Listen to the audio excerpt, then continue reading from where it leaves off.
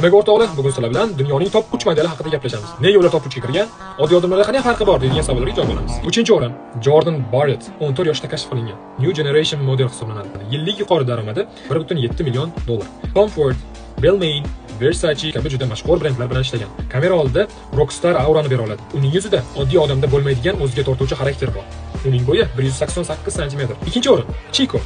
Asosiy daromadi high fashion reklamalardan keladi.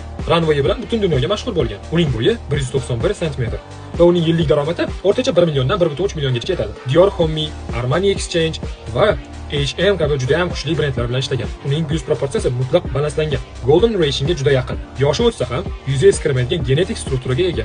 Keyingi videom, agar siz 3 oyga shakar, gazli ichimliklar va turli xil xamir ovqatlardan voz kechsangiz, yuzingiz qanaqa darajada o'zgarish haqida bo'ladi. Mani yo'qotib qo'ymaslik uchun obuna bo'ling. Birinchi o'rin Sin Opry. Asosiy daromadi luxury reklama kontraktlaridan. Eng yuqori maosh 1.5 million dollar olgan. Calvin Klein, Versace, Dolce & Gabbana va shunga o'xshash juda ko'p brendlar bilan ishlagan. Yuz simmetriyasi juda ham yuqori. Moda san'atida genetik jackpot deyiladi. Kameraga qaysi tarafdan olsa ham uning yuzi face bo'lib beradi. Profil, front, oxirgi tarafdan olsangiz ham uning yuzi ideal ko'rinadi. Bitta brenddan eng yuqori olgan pul miqdori 150 milliondan 250 milliongacha olgan.